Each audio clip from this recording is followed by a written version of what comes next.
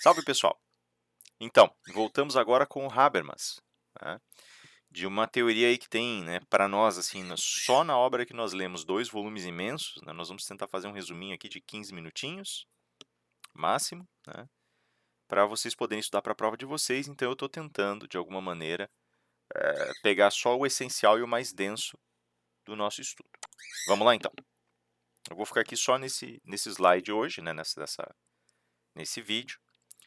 E eu quero começar só pela definição de agir comunicativo, da teoria do agir comunicativo, né. A gente fez toda uma preleção em sala sobre a escola de Frankfurt, sobre como a escola de Frankfurt operou, sobre o significado do seu pensamento, sobre como o pensamento habermasiano de alguma maneira se encaixou nisso.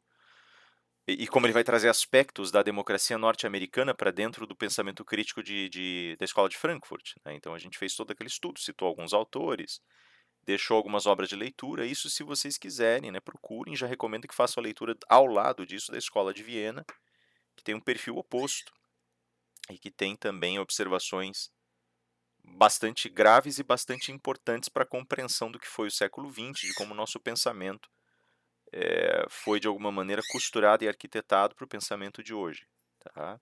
São escolas ideologicamente contrárias, né, e ambas as escolas têm contribuições bastante importantes, bastante relevantes para o pensamento do século XX, independentemente das suas tendências ideológicas, né.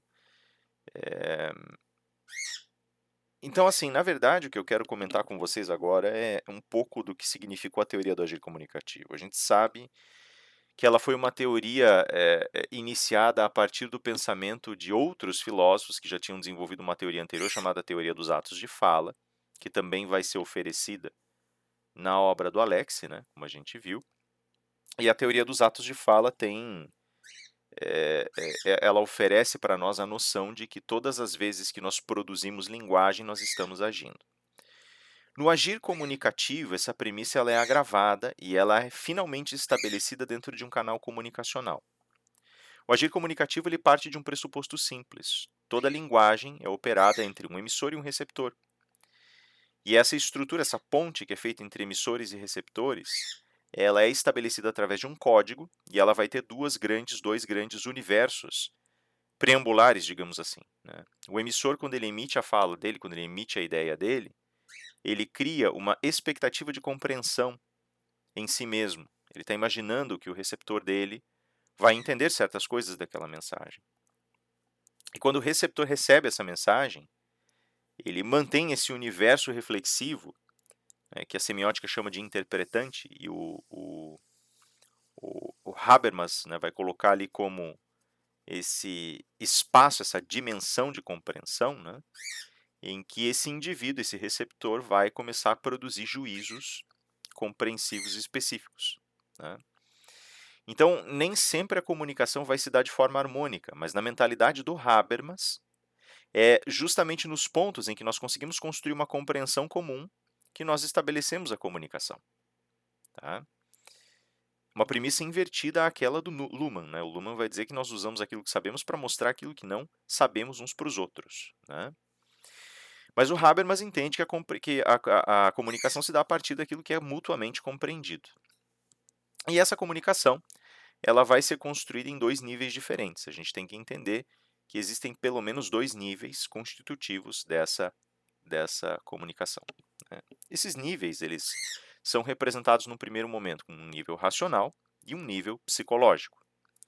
O Habermas ele é bastante claro ao se referir à questão da formação social como sendo o produto dessas 2 grandes linhas comunicacionais. Ele fala que, de fato, muitos dos sociólogos até então deixaram a desejar no sentido de não explorar mais o papel da comunicação na organização social.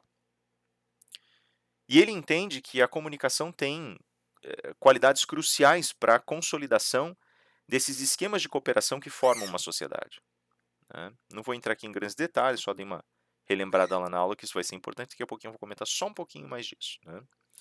Quando nós nos comunicamos, então, nós temos, na realidade, uma dualidade comunicacional acontecendo, né. Ela pode acontecer, por exemplo, enquanto eu falo, enquanto eu gesticulo, né? Ela pode acontecer enquanto a gente se comunica e apresenta expressões faciais. Ela pode acontecer, enfim, né, de várias formas, certo? Hã, essas várias formas, essas várias tendências, né, que estão aí, elas dividem, elas bifurcam em 2 grandes formações de juízos, quer dizer, 2 grandes processos mentais que vão começar a produzir linguagem. Um deles é o universo dos chamados juízos assertóricos, que são esses que a gente está trabalhando na linguagem falada, a gente está fazendo asserções, afirmações sobre as coisas. O outro é o dos chamados juízos performativos. O que são juízos performativos? São as formas de agir da linguagem, né? São os lugares da perlocução, da performance linguística, né? E na cabeça do Habermas, a performance linguística é, a exemplo dos estudos do Mead, o lugar, o terreno mais fértil para a comunicação de estados psicológicos. Então, quando eu estou falando aqui, quando nós estamos nos comunicando, não se trata só disso, né? Trata-se também de como da postura, do corpo, do gesto e assim por diante. Tudo isso está comunicando de alguma maneira aspectos que estão mais profundamente entranhados na psique. Então tem esses 2 níveis. Uma sociedade é constituída de todas essas realidades concomitantes, elas concorrem, elas vêm para o mesmo lugar, né? Isso também significa que uma determinada sociedade, ela está profundamente montada sobre as bases comunicacionais que estabelecem comunicações, ligações entre as estruturas psíquicas dos indivíduos.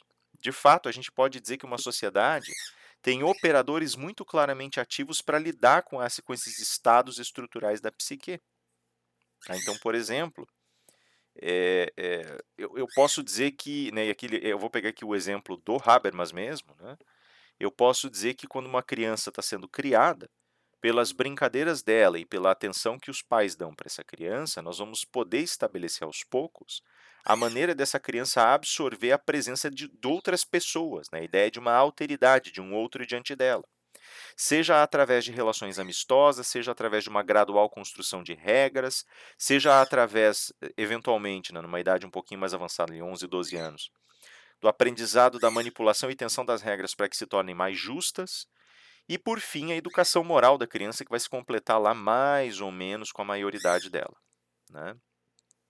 Então, esses elementos todos, eles estão tão presentes na formação da sociedade que nós já descobrimos mecanismos sociais para organizar esses elementos, para formar esses elementos e estruturar consciências a partir deles, tá? Então, por isso, a gente tem aqui toda uma base psicológica para o desenvolvimento social, para a constituição das relações sociais, né? Esses mesmos movimentos que estão acontecendo aqui, eles aparecem principalmente quando a gente começa a olhar para determinadas estruturas institucionais, para determinados elementos sociais que desempenham funções nem sempre emergentes, nem sempre claras.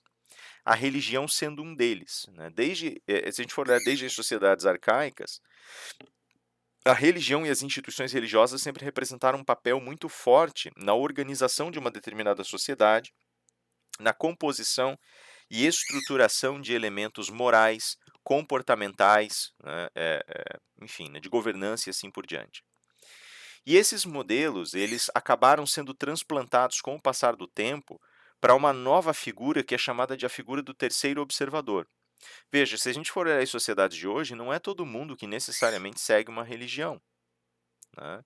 A religião ela não tem exatamente a mesma posição e o mesmo papel que ela já teve, mas aquilo que ela representou de alguma maneira permanece. Nosso respeito por valores morais, nosso respeito por regras, ele continua preso a essa ideia de um terceiro observador. Esse terceiro observador era justamente o todo das instituições religiosas, a figura do sacerdote, né?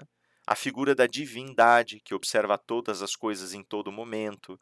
Então, esse processo que acaba sendo um processo de contemplação e uma espécie de vigilância constante, ele acaba sendo transplantado para o próprio indivíduo e alojado na psique desse indivíduo.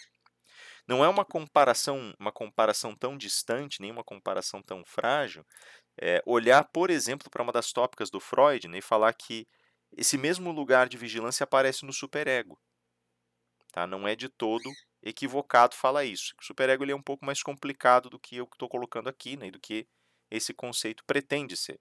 Mas, de alguma maneira, um conceito reverbera no outro, eles trocam informações aí, tá?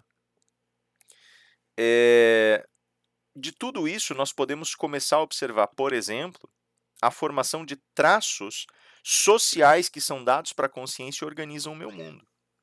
O direito nada mais é do que uma espécie de resultado disso. O direito ele aparece com a sua cogência, juntamente com os esquemas morais, como um produto desse terceiro observador.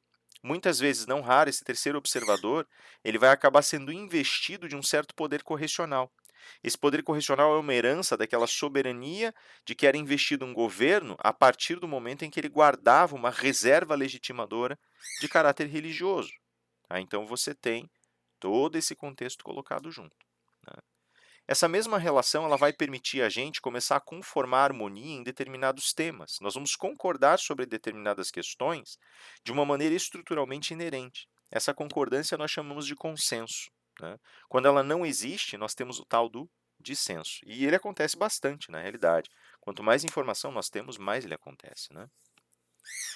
E o consenso, ele, na verdade, ele aparece principalmente porque nós temos, dentro de uma comunidade imensa, a oportunidade de ver pessoas participando a partir da oferta de opiniões.